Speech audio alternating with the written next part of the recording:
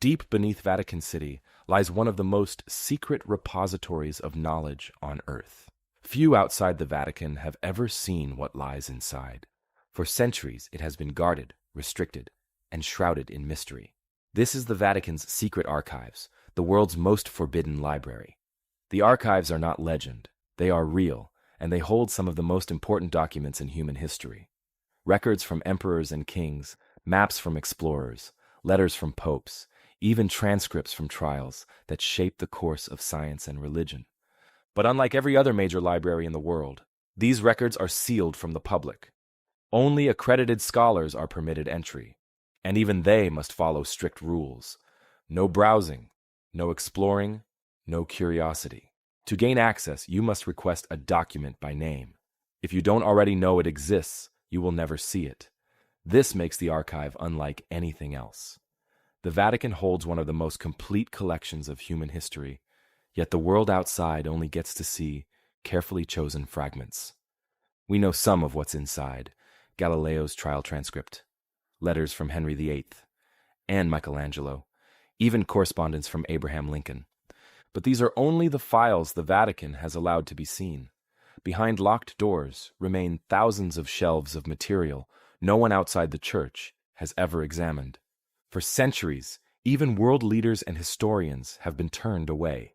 The archives are legally protected, shielded from outside influence, and guarded as tightly as a military installation. Researchers estimate that less than 1% of the collection has ever been studied in detail. The rest, tens of thousands of manuscripts, remain sealed. This secrecy has fueled endless speculation. Some say the archives hide forbidden gospels that contradict the official Bible. Others believe they contain records of ancient civilizations lost to time, or maps showing the world before the last ice age.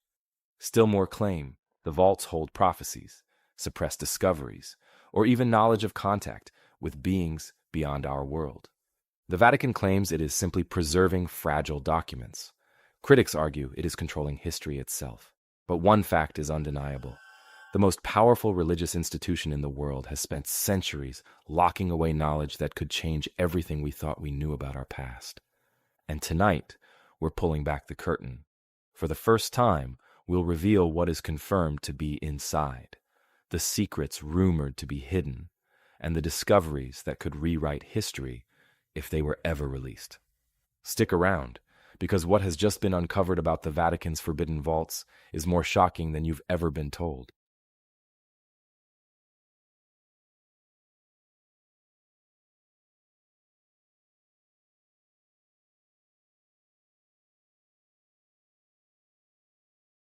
Beneath Vatican City lies a collection unlike anything else on Earth. The Apostolic Archives, known for centuries as the Vatican Secret Archives, stretch across an estimated 50 to 53 miles of shelving. They are kept in climate-controlled vaults, deep underground, guarded and restricted. These aren't shelves that can be browsed. They are locked corridors of history, with access carefully rationed. Researchers are allowed in only under the strictest conditions. There is no browsing. There is no exploration. Access is granted only for documents already known to exist. To see anything at all, you must submit a request for a specific document by name and catalog number. Without knowing exactly what exists, you are blind. That system guarantees that the overwhelming majority of the archives, tens of thousands of manuscripts spanning over 1,200 years, remains untouched by independent scholars. What has surfaced shows the reach of the Church into every corner of civilization. These are not minor curiosities or theological footnotes. They are records of moments where science, politics, and religion collided, and where decisions made in Rome changed the course of history. One of the most famous examples is the trial of Galileo Galilei in 1633. The complete transcript of his interrogation survives in these archives. It shows, in exact words, how church authorities confronted the scientist over his support of heliocentrism, the idea that the Earth revolved around the sun. The record describes the threats he faced, the forced recantation, and his sentence to permanent house arrest. For centuries, these papers were inaccessible. When they finally came to light, They provided written proof of how the Church had suppressed scientific truth. That single file, hidden away, forced the Vatican to admit in 1992 that Galileo had been right all along. Another critical document comes from the reign of Henry VIII. In 1530, the English king petitioned Pope Clement VII to annul his marriage to Catherine of Aragon. The letter, signed by dozens of nobles and church leaders, survives in the Vatican's collection. When the annulment was refused, Henry broke from Rome, creating the Church of England and triggering the English Reformation. The original petition is still preserved in the archives, the exact moment when papal authority was challenged and European religion was split apart. The shelves also hold personal correspondence from artists whose work defined the Renaissance. Letters from Michelangelo to Pope Julius II survive, many of them demands for overdue payment during his work on St. Peter's Basilica. Far from the serene image of artist and patron, these letters reveal disputes over money, power, and control. They show that even the creation of Christianity's most iconic monuments was shaped by financial tension and papal politics. The influence of the archives doesn't stop in the Renaissance. During the American Civil War, both Abraham Lincoln and Confederate President Jefferson Davis wrote to Pope Pius IX. Lincoln appealed for support, while Davis sought recognition of the Confederacy as an independent nation. The Pope responded to Davis with a letter that Confederate leaders later used to claim legitimacy. Those letters remain in the Vatican today, evidence that Rome's voice reached into one of the defining conflicts of modern history. Each case, Galileo, Henry VIII, Michelangelo, Lincoln, and Davis, points to the same truth. Every revealed file shows the Vatican entangled in pivotal moments. Science silenced, kingdoms broken, and diplomacy steered. And these are just the items the Vatican has admitted exist. It's important to note the pattern.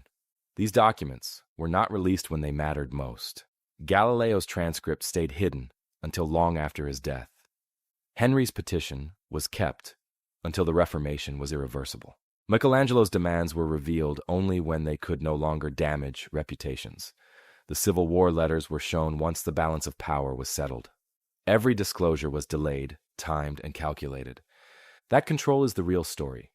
If the files already revealed can reframe how we see history, exposing the suppression of science, the rupture of Christendom, or the Vatican's hand in global diplomacy, then the shelves that remain sealed carry even greater weight. The archives contain correspondence with emperors, kings, generals, explorers, and scientists. They hold reports from missionaries describing new lands and peoples at the moment of first contact. They guard the decrees of inquisitions, records of heresies, and diplomatic exchanges during wars and crusades. All of it locked in controlled silence. Which brings us to the unavoidable question: why such extreme secrecy? If the documents already released from the Vatican archives can reframe history, the greater mystery is why the rest remains sealed. The Vatican says it is about preservation, about protecting fragile paper from damage. But the rules suggest something very different. Not preservation, but control. The restrictions are absolute. Researchers cannot browse the shelves, cannot explore the collection, cannot even confirm what is there.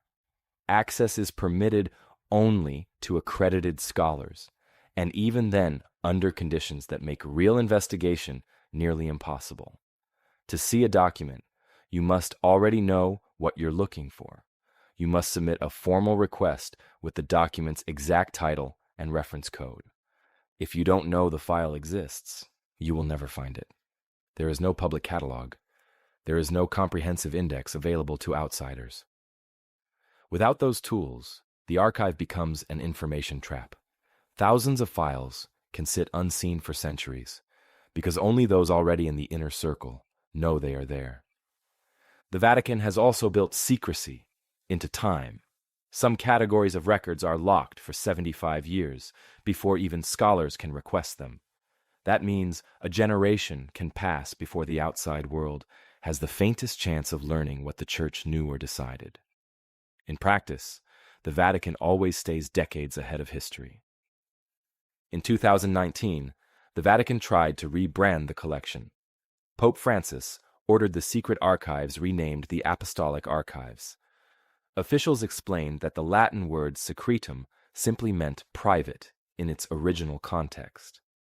They said the new name would clear up misunderstandings, but the change was cosmetic.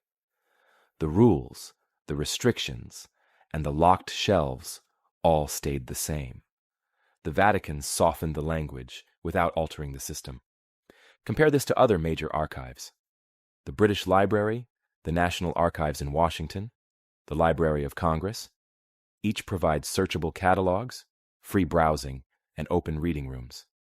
Scholars can see what exists, even if some records remain classified. In the Vatican, none of that applies. The opacity is complete. Officials frame it as conservation, fragile parchment, delicate ink, but the rules prove otherwise. But the system reveals the truth. This is not about fragility. It is about selective control, about deciding what parts of history are accessible and which remain buried. Every rule is designed to give the Vatican the final word on what survives in the public record. And secrecy always fuels suspicion. The more the Vatican refuses access, the more theories emerge about what is being hidden. Forbidden gospels that contradict Scripture. Maps showing civilizations before the flood. Relics and artifacts that could alter the timeline of human history. Prophecies too dangerous to reveal. Files on contact with beings not of this world. When you close off 99% of the world's most complete historical record, people will fill the silence with possibilities. And once you hear those possibilities, the scale of what could be hidden becomes almost impossible to ignore. The Vatican's restrictions make sense of one of the most persistent claims, that its archives hold texts deliberately excluded from the Bible. For centuries, alternative gospels and writings circulated among early Christian communities. Many were declared heretical, hidden, or destroyed. Others disappeared into obscurity, but fragments of them survive, and their contents raise serious questions about how much of Christianity's foundation was shaped not by divine inspiration, but by institutional editing. One of the most famous examples is the Gospel of Thomas. Discovered in 1945 near Nag Hammadi in Egypt, the manuscript contains 114 sayings attributed to Jesus. Some echo familiar verses, but others present a very different view, one that emphasizes personal spiritual knowledge over church hierarchy. There is no mention of crucifixion, resurrection, or final judgment. For centuries, the church denounced the text as heresy. Its survival only in hidden caches suggests it was deliberately suppressed. Another text is the Gospel of Judas, uncovered in the 1970s and kept out of public view for decades before its release in 2006. This gospel reimagines Judas Iscariot, not as the traitor who betrayed Christ, but as the disciple who obeyed Jesus' instructions in handing him over. In this version, Judas becomes the one who understood Jesus' mission more clearly than the others. Such a reversal directly undermines centuries of Catholic teaching in which Judas symbolized ultimate betrayal. It is not difficult to see why the Vatican would want this narrative marginalized. Then there is the Gospel of Mary Magdalene. Fragmentary copies survive from the 2nd century, and they reveal a role for Mary that challenges her later portrayal as a repentant sinner. In this gospel, she is a leader among the disciples, offering spiritual teachings equal to, and in some passages superior to, those of Peter. The text portrays jealousy and conflict between apostles over Mary's authority. If authentic, it suggests that early Christianity once accepted female leadership at the highest level, only for it to be erased as the institutional church consolidated power. The Book of Enoch adds another dimension. This Jewish text, written centuries before Christ, describes a cosmic struggle involving angels, giants, and apocalyptic visions. It was widely read in the early Christian era and is even quoted in the New Testament letter of Jude. But later, it was excluded from the canon in both Catholicism and Protestantism. Only the Ethiopian Orthodox Church preserves it as scripture today. Its themes, fallen angels corrupting humanity, visions of heavenly realms, predictions of judgment, resonate with ideas that later became central to Christian theology. Yet it was systematically removed from the Bible in the West. What ties all of these texts together is what happened in the 4th century. At the Council of Nicaea and subsequent councils, church leaders canonized the Bible, choosing which writings would define Christianity. Dozens of texts were rejected. Some contradicted official doctrine. Others gave too much power to women, or emphasized direct knowledge of God over obedience to authority. From that point onward, the Church insisted that only the canonical 4 Gospels, Matthew, Mark, Luke, and John, represented the life and teachings of Jesus. That decision left behind an entire library of alternative scripture.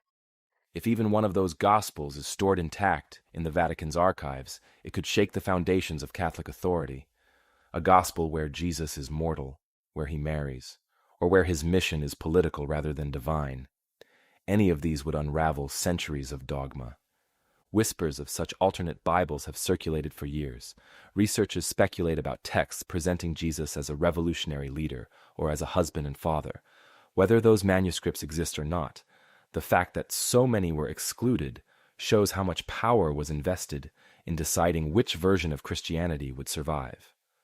The Vatican's archives are the logical place for these texts. Missionaries, inquisitors, and church authorities would have collected manuscripts as they stamped out heresy. Some may have been destroyed, but others may have been locked away, considered too dangerous to burn but too disruptive to reveal. Their presence would explain why the Church has always been cautious about access to the archives. Words on paper can change everything. The Bible we know today was not inevitable. It was curated. It was edited. It was enforced by decree. If the archives contain the excluded Gospels, they hold the evidence of how deliberate those choices were.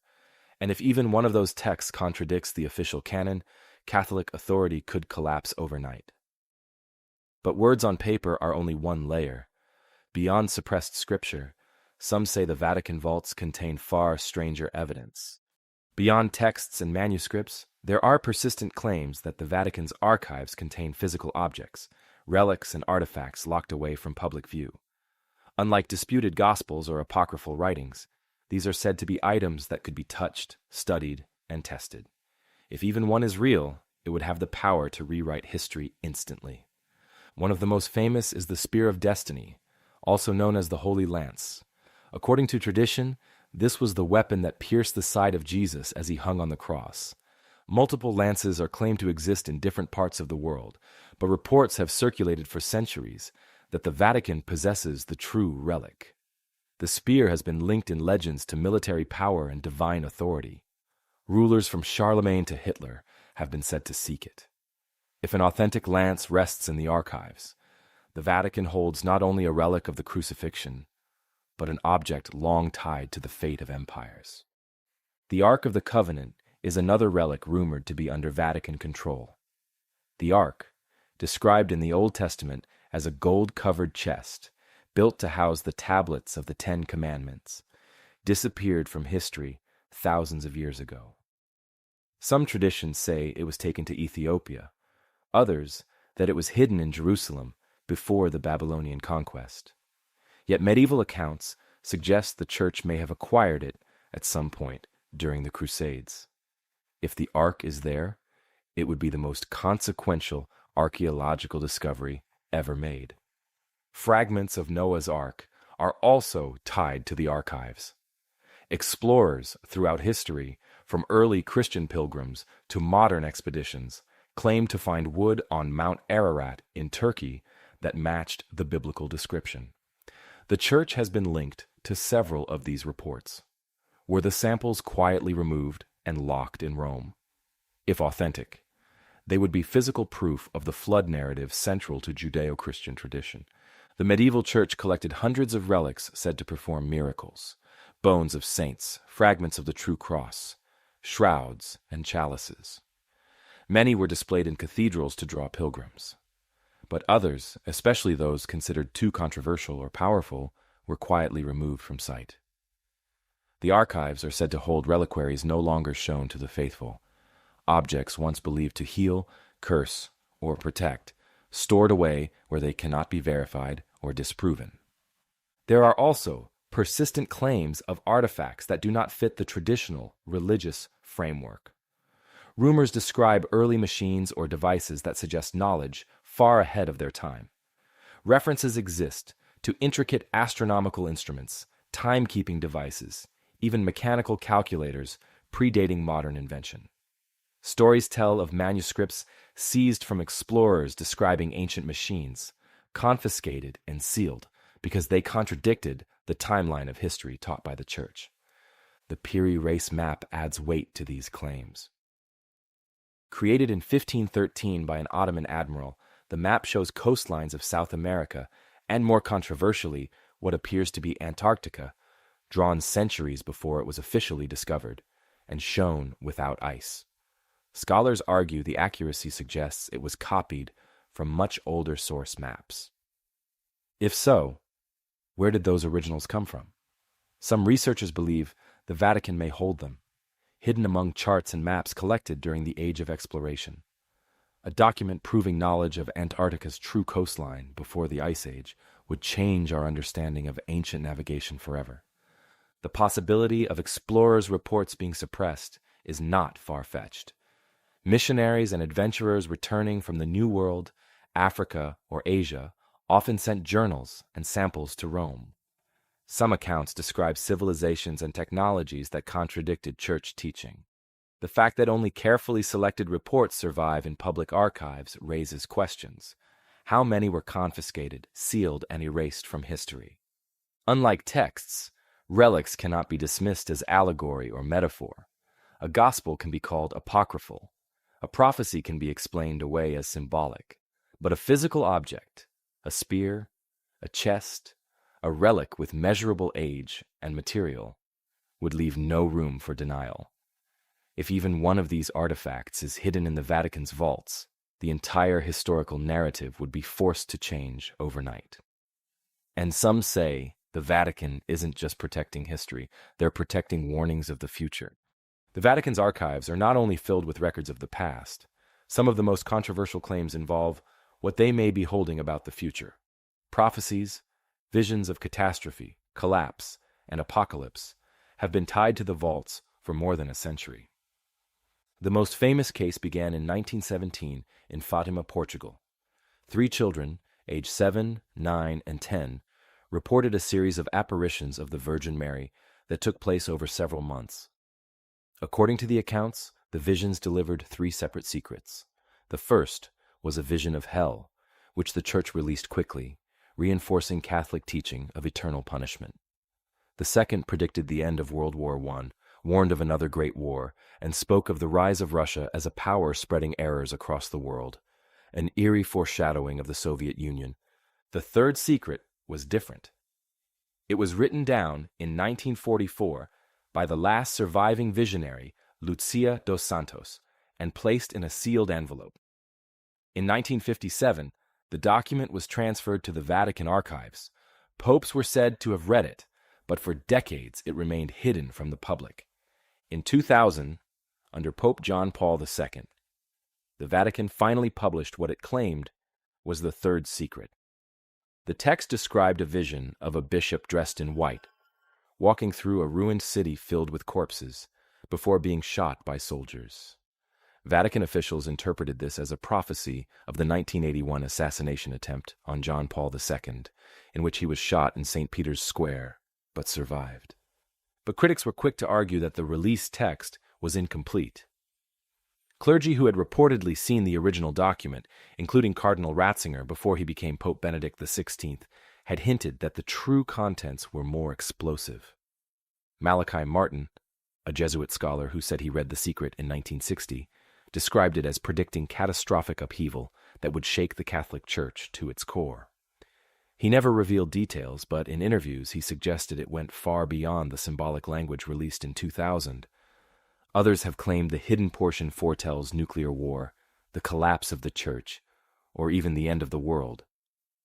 The secret remained locked for over 80 years. When released, critics said the version was carefully managed to neutralize its impact. If the official version was truly complete, why had it been sealed for so long? The Fatima episode isn't the only case tying prophecy to the Vatican's vaults. Other texts are rumored to remain locked inside. One is the so-called Prophecy of the Popes, attributed to Saint Malachy in the 12th century. The document lists a series of mottos describing every pope from then until the present. Some appear eerily accurate. The final line predicts a last pope who will oversee the destruction of Rome and the end of the Church. The Vatican has never officially endorsed or rejected the prophecy, but its circulation and partial accuracy have fueled suspicion that Rome knows more than it admits. There are also accounts of correspondence between popes and visionaries, letters describing visions of disasters, global conflicts, or cataclysms. Some historians argue that throughout the Middle Ages, the Church collected and stored these apocalyptic writings, keeping them out of circulation while still consulting them privately. If true, it would mean the Vatican has long functioned as a clearinghouse for predictions of doom, filtering which ones the faithful are allowed to hear. The unique angle is clear. The Vatican presents itself as a spiritual guide, the keeper of humanity's moral compass. But if it is also hoarding prophecies of destruction, it is controlling the narrative of humanity's future. Warnings of war, collapse, or the downfall of the Church itself may already sit on those shelves, withheld not for preservation, but for control. And that raises the obvious question. If the Church has withheld warnings of nuclear war, global catastrophe, or its own downfall, what else is locked away in those shelves? And prophecy isn't the end of the speculation. Some believe the Vatican's secrecy reaches beyond Earth itself. Among the most controversial claims about the Vatican's hidden vaults are those involving contact with the unknown, files on UFOs, unexplained aerial phenomena, and accounts of otherworldly visitors. Whether or not the details are true, the persistence of these stories has everything to do with the Vatican's refusal to open its shelves. There are repeated allegations that the archives hold reports of strange celestial objects collected by Church officials over centuries. Letters and chronicles describe unusual lights in the sky, fiery disks, and luminous beings. Some researchers argue that the Vatican dispatched emissaries to gather these accounts during the Middle Ages, filing them away alongside more conventional correspondence. If missionaries reported heavenly ships over remote villages, those records would likely have been absorbed into Rome's vast bureaucracy. Certain biblical passages are often re-examined in this light. The prophet Ezekiel's vision of a wheel within a wheel descending from the heavens has been read by some as a description of a spacecraft. The Old Testament's chariots of fire, long treated as metaphor for divine power, resemble in modern terms the language of aerial encounters. Medieval chronicles also contain accounts of objects described as ships or wheels crossing the sky, reports that may have been interpreted as omens at the time, but today read like early UFO sightings. The Vatican is not indifferent to the heavens. It operates one of the oldest astronomical institutions in the world, the Vatican Observatory, founded in the 16th century. In modern times, the Church has invested heavily in advanced telescopes, including facilities in Arizona. One of its most powerful instruments on Mount Graham is nicknamed Lucifer, a name drawn from Latin for light bringer, but one that has fueled endless speculation. Why would the Vatican pour resources into scanning the skies, unless it had a vested interest in what might be found? Researchers who study the Vatican's role in space science argue that the Church is preparing for a paradigm shift. Some suggest the Vatican already knows that extraterrestrial contact has occurred, or that it is inevitable and is quietly controlling the narrative. The reasoning is simple. Confirmation of intelligent life beyond Earth would shake the foundations of every religion. If the Vatican were forced to reconcile its theology with evidence of civilizations older or more advanced than humanity, the consequences for its authority could be catastrophic. Even without proof of alien files in the archives, the secrecy itself fuels the theories. By refusing to grant open access, the Vatican creates a vacuum that speculation fills. Every closed door every redacted file, becomes evidence to believers that the truth is being hidden. There may be no craft in the basements, but silence ensures the theory endures. Whether these claims are true or not, the Vatican's secrecy has made them impossible to disprove. And secrecy on this scale is not unique to Rome. Throughout history, the most powerful empires have always hidden their greatest knowledge underground. This pattern of burying power is not unique to Rome. Across time and place, the institutions that hold authority, pharaohs, emperors, dictators, have hidden their most consequential assets below ground. The Vatican's secrecy looks less like an anomaly and more like a constant in human governance. Conceal what threatens you. Control what survives. Start with the Great Pyramid of Giza. In 2017, an international team using cosmic ray muon tomography detected a previously unknown void inside Khufu's pyramid. The so-called Big Void is a tunnel-sized cavity above the Grand Gallery, roughly 30 meters long. It showed up on multiple independent scans, and yet the space remains unopened. Egypt's antiquities authorities cite preservation and structural risk. Critics point out the obvious parallel to the Vatican. Modern science finds a hidden chamber, and officialdom shuts down further access.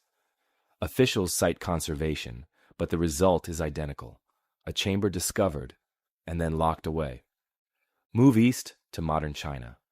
Since the Cold War, Beijing has built what sources call an underground Great Wall, a dispersed network of tunnels and hardened facilities stretching for thousands of miles. Open-source military analyses, satellite imagery, and defector testimony indicate a subterranean infrastructure designed to conceal and move missile forces. Analysts estimate thousands of kilometers of reinforced galleries, rail links, and storage caverns, an underground redundancy that places the most destructive capacity of a modern state out of reach of prying powers.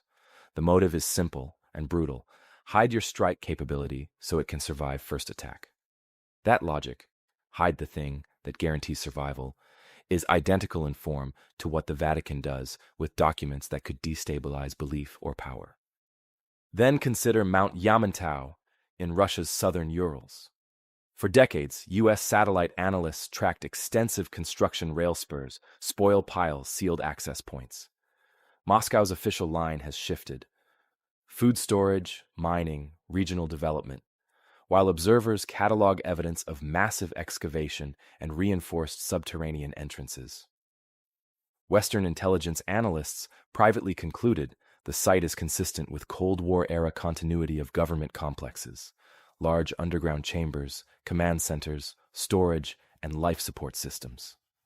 The scale reported by some sources, corridors capable of housing thousands, systems designed to operate independently for months, reads like a subterranean city. Again, an elite buries its most vital infrastructure out of sight. What unites Giza, Beijing, Moscow, and Rome is the same political logic. Visibility equals vulnerability. Public knowledge grants accountability and contestability. Concealment preserves control. Pharaohs entombed wealth and cult objects in hidden chambers. Empires buried records and relics in vaults. Modern states build subterranean arsenals and command nodes. The Vatican is not oddly secretive. It is following a historical playbook where institutions that hold the narrative of power also control the archival record of that power. That comparison reframes the archive debate. This isn't merely about fragile parchment or curatorial caution. It is about who gets to write the story of humanity. Whether the object hidden is a sarcophagus, a nuclear warhead, or a set of manuscripts that rewrite doctrine, the principle is identical. Those who hold the underground vaults hold leverage over the future. Every vault, every sealed chamber, every guarded archive raises the same question: why? Why keep so much knowledge underground, inaccessible to the world? The Vatican's official line is preservation. They say fragile manuscripts require protection, that centuries-old ink cannot survive constant handling. That may be partly true. But the rules, no browsing, no catalog, no public transparency, go far beyond preservation. They point to something deeper: selective control. One reason often suggested is theological survival. If the archives contain texts or relics that contradict church doctrine, revealing them could fracture the foundations of Catholic authority. An alternate gospel, portraying Jesus as married or as a mortal revolutionary, would destabilize centuries of teaching. Relics like the Ark of the Covenant or the true Spear of Destiny, if studied independently, might confirm myths or disprove them. The safest option for the Vatican is silence. Another explanation is political. The archives contain correspondence between popes and kings, emperors, generals, presidents, diplomatic letters that might expose double dealings, betrayals, or backroom negotiations. To release them would rewrite national histories and embarrass states that still exist today. Secrecy shields not only the Vatican, but the reputations of nations across the globe. Then there are the prophecies. If documents like the Third Secret of Fatima contain warnings of nuclear war, collapse, or apocalypse, the Church may believe withholding them prevents panic. Yet by filtering what humanity is allowed to know about its possible future, the Vatican acts not as a guide, but as a gatekeeper. Fringe theories go even further. Some claim the archives contain proof of civilizations predating recorded history, maps showing Antarctica before the ice, chronicles of lost continents like Atlantis. Others suggest suppressed discoveries of ancient technology, confiscated from explorers and missionaries, locked away because they don't fit the accepted timeline. There are even allegations of files on extraterrestrial contact, sealed reports of aerial phenomena gathered over centuries, and Vatican observatory research pointing to knowledge never shared with the public. Secrecy guarantees these theories multiply. The Vatican's refusal to open its shelves ensures speculation never dies. Every locked vault becomes proof of something withheld. Every delay in release becomes a sign that the truth is too explosive to share. And this is the unique angle of the Vatican's power. Pharaohs hid their treasures. Superpowers built nuclear bunkers. But the Vatican holds the narrative of humanity itself. In its underground corridors lie not just relics and manuscripts, but the ability to decide what version of history, and perhaps even what version of the future, the world is allowed to see. If even fragments of what is rumored to be inside are real, then history as we know it is incomplete, and may be deliberately kept that way. Now we want to hear from you. Leave your theories in the comments, and we'll be replying to our favorite ones. If you found this video compelling, make sure to subscribe and turn on notifications so you don't miss what's coming. We've got more investigations ahead that will challenge everything we thought we knew about the ancient world. And if you want to keep uncovering hidden history, click the video on screen now.